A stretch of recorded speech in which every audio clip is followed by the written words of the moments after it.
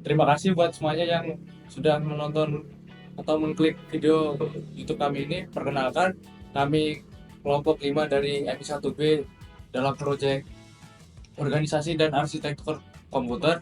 Di sini ada saya dan dua rekan saya. Nah, pertama-tama perkenalkan, nama saya Denian Gasaputra, kemudian ada. Nama saya Emmanuel Afel Sandi. Nama saya Merah Hanin Malika.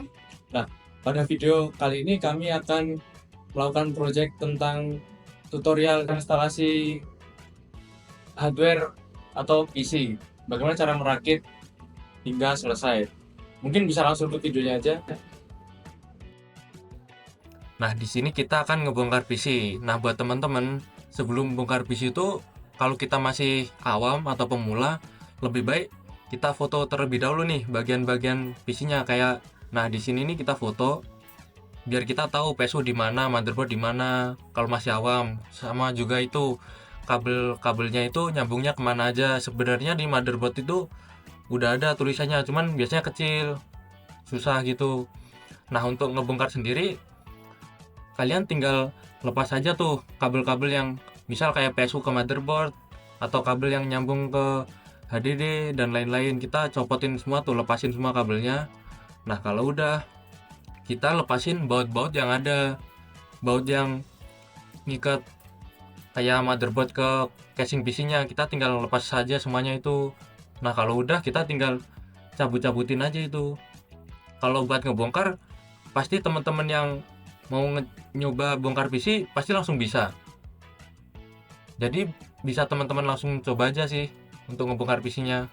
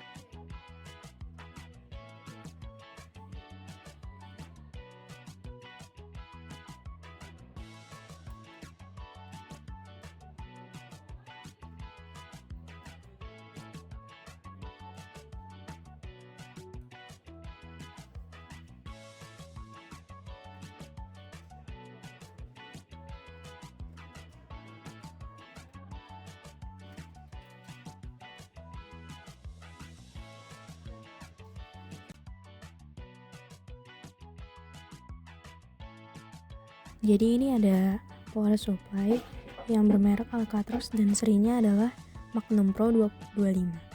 Jadi apa sih fungsi power supply itu? Jadi fungsi power supply itu nyediain daya listrik yang stabil dan cukup buat semua komponen komputer kayak prosesor, kartu grafis, RAM, dan perangkat lainnya. RAM ini bermerek Kingston dengan kapasitas 8 GB dan DDR-nya yaitu DDR4 dengan frekuensi 2666 MHz. Fungsi utama RAM ini adalah penyimpanan data sementara yang sedang digunakan oleh prosesor komputer. Jadi data-datanya ini bakal hilang kalau misalnya komputernya itu dimatiin atau di restart. Ini adalah heatsink fan dari Intel yang berfungsi untuk menjaga suhu prosesor agar tetap stabil dan tidak terlalu panas. Ini adalah motherboard yang bermerek Actec dengan model motherboard AK510MED. Jadi fungsi motherboard ini adalah sebagai papan induk yang menghubungkan semua komponen lainnya, seperti prosesor, RAM, kartu grafis, hard disk, dan lain-lain. VGA card yang digunakan di sini adalah VGA card dari AMD. Fungsinya untuk menerjemahkan tampilan ke layar monitor. Jadi biar nanti di layar monitor itu keluar tampilan atau gambar. Hard disk ini bermerek Western Digital atau WD dengan model WD 5000 AZLX dan 1000, memiliki kapasitas 500 GB dan kecepatan 7200 rpm. Fungsi hard disk ini sebagai tempat penyimpanan permanen seperti sistem operasi, aplikasi, dokumen, gambar, video, dan file lainnya. Prosesor ini adalah Intel Core i3 10105F dengan kecepatan 3,70 GHz dengan seri X229C934. Prosesor ini yaitu otak dari sebuah komputer yang fungsi utamanya adalah menerima data dari berbagai sumber seperti keyboard, mouse, hard disk, dan memprosesnya sesuai dengan instruksi yang diberikan oleh pemrogram.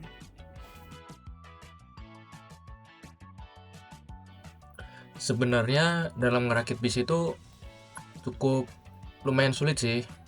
Jadi karena kita juga masih pemula, kita di sini menggunakan kayak suatu trik gitu. Triknya itu kita masang komponen yang ada di dalam motherboardnya kayak RAM, prosesor, dan heatsink fan itu pas di luar sebelum motherboard dimasukin ke casing PC.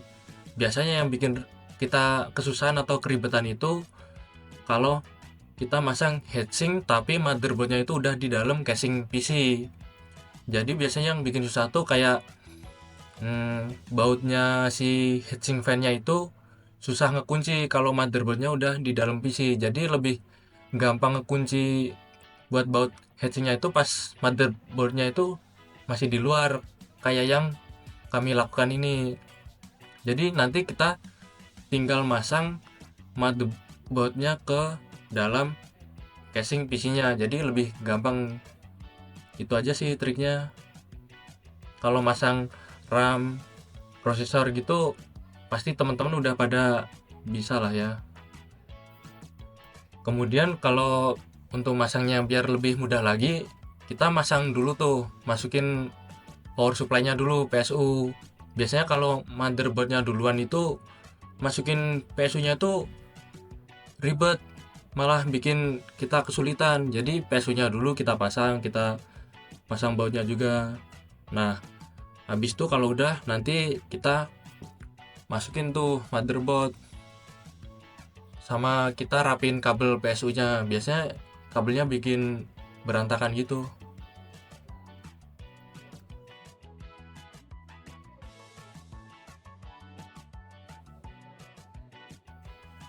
Nah, kalau komponen motherboardnya udah dipasang pas di luar tadi, kita di sini tinggal pasang baut motherboardnya aja. Jadi lebih gampang, lebih menghemat waktu.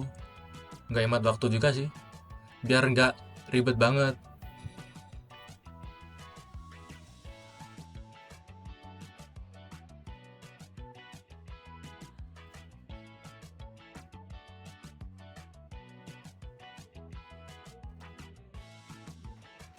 Kalau untuk pasang HDD atau harddisk, kita tinggal masukin aja itu, kemudian kita pasang bautnya. Sama jangan lupa nanti kita sambungin kabel SATA dari HDD ke motherboard sama dari PSU ke HDD, biar HDD-nya nanti pas kita jalanin komputernya dia kebaca. Biasanya kalau nggak dipasang kabel SATA dia nggak kebaca, kalau nggak harddisknya rusak kalau nggak kebaca tapi udah dipasang kabel SATA.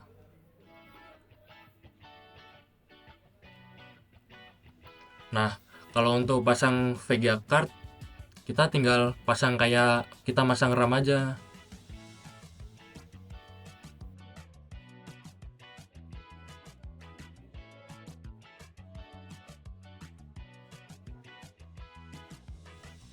Nah, yang paling ribet atau rumit buat pemula itu yang sering bikin kesusahan ngerakit PC kayak kita yang pemula ini pas masang perkabelannya. Biasanya tuh sering bingung masangin kabel ini kemana gitu.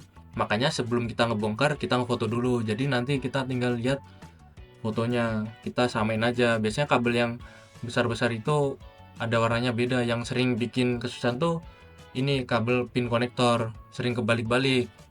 Jadi nanti kalau kebalik tuh biasanya tombol power malah di tombol reset. Jadi pas kita neken resetnya itu malah nyala PC-nya. Terus pas kita neken tombol power malah nggak nyala, soalnya buat ngereset PC malahan.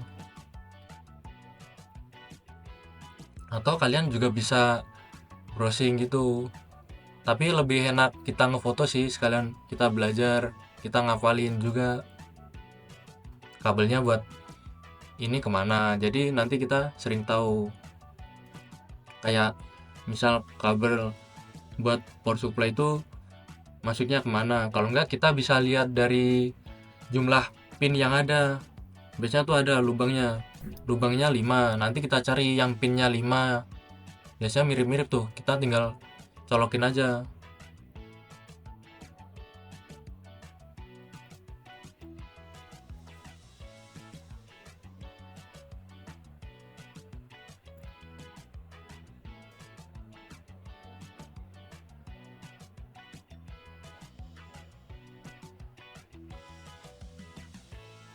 Nah, jangan lupa kabel SATA buat HDD ke motherboard jangan lupa dipasang juga. Nanti HDD-nya nggak kebaca kalau nggak dipasang. Jadi pas PC-nya nyala nanti nggak ada harddisk internalnya. Jadi nggak kebaca, kayak nggak ada penyimpanannya gitu nanti. Nah itu tadi cara kami ngerakit PC, mungkin ada kekurangan atau kesalahan, kami mohon maaf karena kami juga masih pemula. Kalau di testing sendiri, uji cobanya tuh kalian hidupin aja tuh komputer. Kalau heatsinknya nyala berarti komputernya hidup, kita udah bener masangnya. Nah kalau untuk ngetes ke layar monitor itu, kalau komputernya atau PC-nya udah bisa itu masuk ke BIOS, dia mau. Nah mungkin itu saja tutorial dari kelompok kami. Bila ada kesalahan atau ada yang kurang tepat, kami mohon maaf, nanti bisa komen di bawah. Nah bila yang kami lakukan cukup bermanfaat bagi kalian, kami berterima kasih.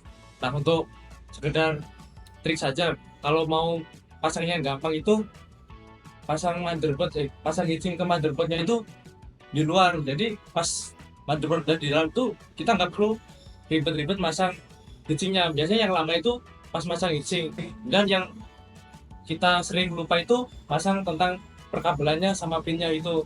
Mungkin itu saja dari kelompok kami, semoga bermanfaat. Terima kasih telah menonton video kami. Bye bye.